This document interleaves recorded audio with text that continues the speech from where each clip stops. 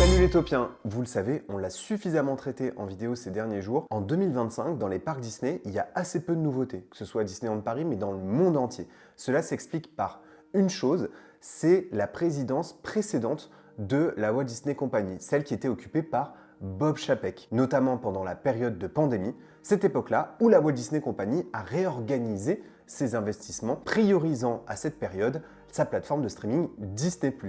On entrait alors dans une phase de sous-investissement dans les parcs Disney. Le sous-investissement dans les parcs Disney ne se ressent pas tout de suite. Et pendant sa présidence, les constructions qui étaient déjà en cours avant la pandémie continuaient. C'était le cas par exemple de l'attraction Tron Lightseek Power Run. Aujourd'hui, il n'est plus à la tête de la Walt Disney Company et la Walt Disney Company a rechangé de stratégie, décidant de réinvestir massivement de l'argent à la fois dans les Disney Cruise Line et dans les parcs Disney. Sauf que tout cet argent qui a été annoncé par Bob Iger, qui est revenu à la présidence de la Walt Disney Company, il l'a promis il y a de ça déjà 2 ans. Et bien 2 ans, c'est le temps qu'il faut pour remettre en place des équipes créatives capables ensuite de construire des landes dans une même période d'environ 2 à 3 ans aux États-Unis. Et donc 2025 est plutôt une année de transition où va débuter dans plusieurs parcs Disney des travaux de grande envergure qui prendront fin à partir de 2026, mais surtout à partir de 2027. Et donc je vous propose qu'on regarde ensemble quels sont les grands travaux qui sont lancés dans les parcs Disney en 2025 qui permettront aux visiteurs de découvrir de nouveautés à partir de 2027. Et puisqu'on parle de Bob Iger, allons dans le parc qu'il a décidé lui-même de construire, Shanghai Disney Resort, le Walt Disney World de l'Asie, le tout dernier né des parcs Disney que j'ai visité l'année dernière et que j'avais particulièrement adoré et dont on sentait déjà qu'il y avait des forts potentiels d'extension un peu partout dans le parc. D'ailleurs, le parc venait tout juste d'ouvrir le fameux land Zootopia qui avait été décidé sous la présidence de Bob Iger. En ce moment, à Shanghai Disney Resort, il y a une volonté, c'est d'étendre le resort qui n'est pas si grand que ça. Le parc est immense, mais pour le coup, le parc hôtelier est plus petit. Il n'y a que 2 hôtels qui appartiennent à Disney. Vous avez d'un côté le Shanghai Disneyland Hotel, qui est l'équivalent de notre Disneyland Hotel dans une version plus moderne. Et puis vous avez le Toy Story Hotel, qui là pour le coup est une exclusivité du resort et qui est un peu plus excentré. Et juste à côté du Disneyland Hotel est en train d'être construit en ce moment même un nouveau bâtiment, au style architectural inspiré de l'Art Nouveau. Un bâtiment dont les dirigeants promettent qu'il sera à la fois authentiquement Disney et distinctement chinois, un mélange des 2 cultures. Il sera composé de 400 chambres, ce qui permettra au resort d'atteindre une nouvelle capacité de 1615 chambres sur l'ensemble du resort, sans compter les hôtels partenaires. La construction, j'ai pu l'apercevoir quand j'ai visité Shanghai Disney Resort. En réalité, elle avait déjà démarré dès septembre 2023, mais depuis quelques semaines, on voit cette tour qui commence à émerger autour du lac. Mais le plus intéressant, c'est ce qui se passe à l'intérieur même du parc. Et à la dernière des 23, on avait appris le lancement de la construction d'un tout nouveau coaster inspiré de l'univers Marvel.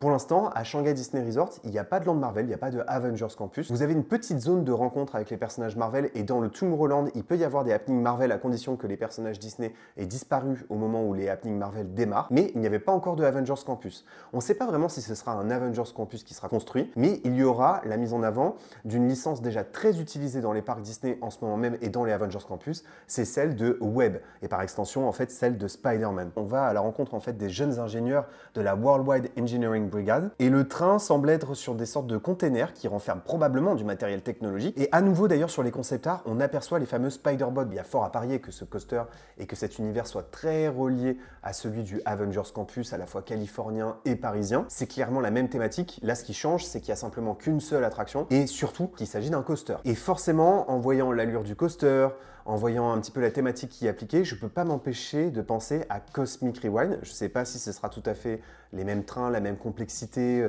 la même longueur du parcours une fois en intérieur. Il y a fort à parier en regardant le design des véhicules qu'il s'agisse là encore d'un fameux Vekoma et qu'on soit en fait sur une sorte de redite de descendants en fait ou de jumeaux de Cosmic Rewind, mais avec une nouvelle thématique, ce serait celle de Spider-Man. Et Shanghai Disneyland a une structure très particulière, et en réalité, les lands ne fonctionnent pas exactement de la même façon que chez nous, donc ce land Marvel sera situé à proximité de Zootopia, du land Zootopia. Il sera juste sur la droite, dans une zone, effectivement, d'extension qui était prévue à cet effet. Donc pas d'installation de l'univers Marvel à proximité de Tomorrowland. Maintenant, je vous propose qu'on reparte du côté de Walt Disney World en Floride, dans mon parc Disney préféré à Walt Disney World, c'est Disney Animal Kingdom, qui est un petit parc, alors pas en termes de superficie, mais plutôt en termes d'attractions proposées. Donc c'est un parc que vous pouvez faire en une demi-journée. D'ailleurs, il n'y a plus de spectacle nocturne qui est proposé dans le parc. Et par ailleurs, le parc a tellement peu d'attractions que l'attraction emblématique en question qui doit être remplacée ne fermera pas cette année finalement. Je croyais l'avoir fait pour la dernière fois. Je l'avais montré d'ailleurs en vlog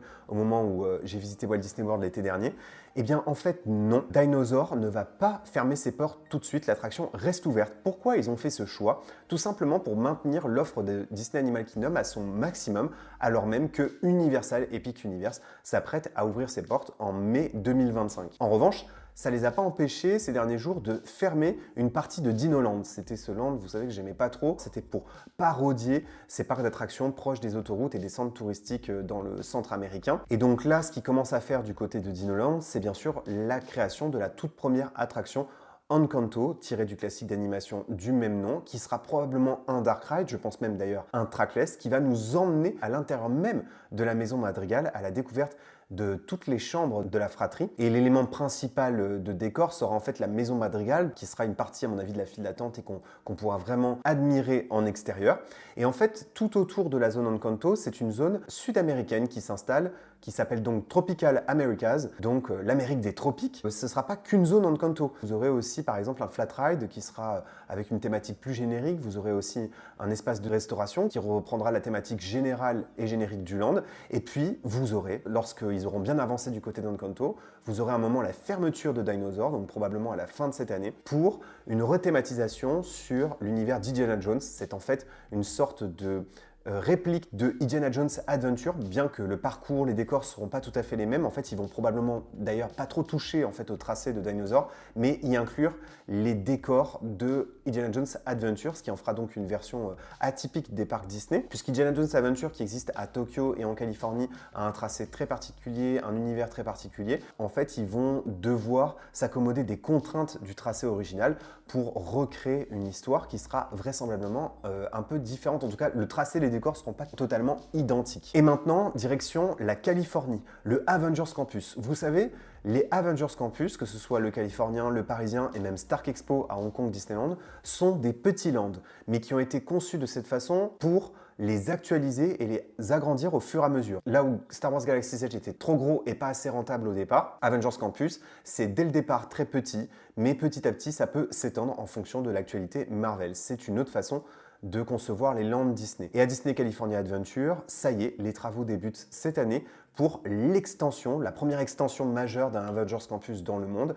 Et donc c'est à Disney California Adventure qui va accueillir 2 nouvelles attractions majeures. La première attraction, ça s'appelle Avengers Infinity Defense. Alors ça, j'ai vraiment très hâte de voir. Donc Infinity Defense, c'est un dark ride qui va nous emmener dans le multiverse, dans un monde où Thanos a gagné. Il a réussi. Et d'ailleurs, il s'appelle pas Thanos, il s'appelle King Thanos, le roi Thanos. Et donc, on s'attaque à lui alors même qu'il l'a emporté contre les Avengers à une autre époque. Et on va voyager à travers plusieurs destinations, comme le Wakanda par exemple, mais aussi Asgard. Et puis, il y a une autre nouveauté, moins ambitieuse, mais surprenante. C'était quand même la France qui avait accueilli cette attraction il y a de ça des années. C'est Danse avec les robots qui débarque dans l'atelier de Tony Stark. Alors là, ça s'appelle pas comme ça s'appelle Stark Flight Lab. Donc on est dans l'atelier de Tony Stark sur le Avengers Campus et c'est là en fait où il prépare un peu ses armes et ses armures. Et donc on va pouvoir rentrer dans un simulateur et tester les armures de Tony Stark. La grosse différence avec Danse avec les robots, c'est que le flux de l'attraction a été amélioré. Dans Danse avec les robots, vous embarquez directement sur le bras. Là, en fait, vous embarquez sur une capsule qui vous transporte jusqu'au bras, ce qui vous permet en principe d'améliorer le flux d'attraction. Mais le flux, à mon avis, va être un vrai problème de cette attraction. J'ai hâte de voir ce que vont en penser les visiteurs américains. En ce moment, les travaux les plus impressionnants dans les parcs Disney, c'est ceux qui se déroulent actuellement à Tokyo Disney Resort et plus précisément à Tokyo Disneyland. Tokyo Disneyland, c'est vraiment une copie de Walt Disney World. Et ça a tout de suite cartonné auprès du public japonais. Et ça a permis ensuite la construction de Tokyo Disney Sea. Tokyo Disney Sea qui est un parc qui n'existe nulle part ailleurs, une exclusivité de la Oriental Land Company qui détient ces parcs Disney au Japon. Et donc c'était une sorte de folie créative. Et maintenant, qu'est-ce que veut Oriental Land Company? C'est se démarquer, y compris avec son premier parc qui vieillit et qui ressemble trop à Walt Disney World et donc ils sont en train de le modifier. Il y a eu bien sûr l'attraction La Belle et la Bête qui a profondément marqué le public dans le Fantasyland de Tokyo Disneyland. Vous aviez aussi l'arrivée d'un petit flat ride sur l'univers de Baymax Et puis là, c'est du jamais vu. Alors qu'ils avaient le Space Mountain emblématique, qui était d'ailleurs plutôt une copie de la version californienne, ils ont décidé tout bonnement de le remplacer. Mais quand je dis de le remplacer, c'est clairement de le démonter, de démonter le dôme historique, de démonter le coaster à l'intérieur. C'est impressionnant, il y a des images qui circulent sur les réseaux sociaux du démontage actuellement en cours pour reconstruire un nouveau coaster et un nouveau dôme et réarranger Tomorrowland qui aura donc une allure totalement inédite et exclusive à ce parc, ce qui fera de Tokyo Disneyland une pépite des parcs Disney, alors que jusque-là, ce premier parc était quand même vraiment une copie. Il a fallu mettre un sacré billet, et c'est un billet de plus de 400 millions d'euros qu'ils ont mis dans leur premier parc, alors même que Fantasy Springs vient tout juste d'ouvrir, et que c'était déjà des milliards qu'ils avaient lâchés. Et puis, en fait, ils veulent donner à Space Mountain une apparence complètement nouvelle, qui n'existe pas dans les autres parcs Disney. Ce tout nouveau Space Mountain ouvrira au public à partir de 2027. Et enfin, on ne l'oublie pas, et vous le savez, aujourd'hui, la plus grosse zone de travaux, tout parc Disney confondu, c'est celle de Disneyland Paris, qui est en train de doubler la taille de son second parc, qui était le plus petit parc Disney de la Walt Disney Company, donc le fameux Walt Disney Studio, qui va devenir Disney Adventure World et qui accueillera donc une nouvelle zone qui va s'appeler Adventure World et des nouvelles zones thématiques sur les classiques d'animation Disney comme le fameux World of Frozen et plus récemment annoncé le premier splash sur l'univers du Roi Lion. Mais les travaux Disneyland Paris, on en parle fréquemment sur la chaîne, donc bien sûr, restez connectés pour les prochains updates. Donc voilà pour les plus gros travaux qui vont débuter, qui sont actuellement en cours dans les parcs Disney en 2025, des travaux que j'ai très hâte de suivre et surtout